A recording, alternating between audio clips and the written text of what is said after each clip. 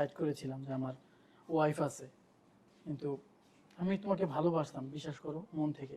কিন্তু যখন আমার শুনতে পেয়েছি আমি বাবা হতে চলেছি, তখন আর আমি চাইনি তোমার জীবন, আমার স্ত্রীর জীবন, আমার যে সন্তান তার জীবনে নষ্ট হোক।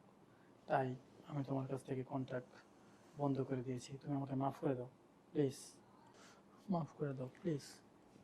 ইসমাইল, আমার কমতি কোথায় বলো তো? মানে আমার সাথে কেন এরকম, আমাকে এভাবে কেন ঠকালে তুমি? তুমি আজকের দিনে এসে বলছো তুমি আমার কথা চিন্তা করেছো। আরে তুমি তো এই মেয়েটার সাথে যখন রিলেশনে গিয়েছো, কই তখন তো আমি তোমার ঘরে, তোমার স্ত্রী, তোমার সংসারের স্ত্রী, তোমার সংসার সামলাচ্ছি, আর তখন তুমি প্রেম করতে গিয়েছো। আর আজকে এসে বলছো আমি ভালোবাসি না। হ্যাঁ, আমার কমতি কোথায় ছিল? স্মাইল, আমরা তো লাভ রিলেশন করে বিয়ে করেছিলাম, তাই না? ভালোবাসার বিয়ে আমাদের। ও, একটা কমতি ছিল, ডাক্তার বলেছিল আমি কখনো মা হতে পারবো না। কিন্তু ইসমাইল, ওটা তো ডাক্তারের ভুল রিপোর্ট ছিল।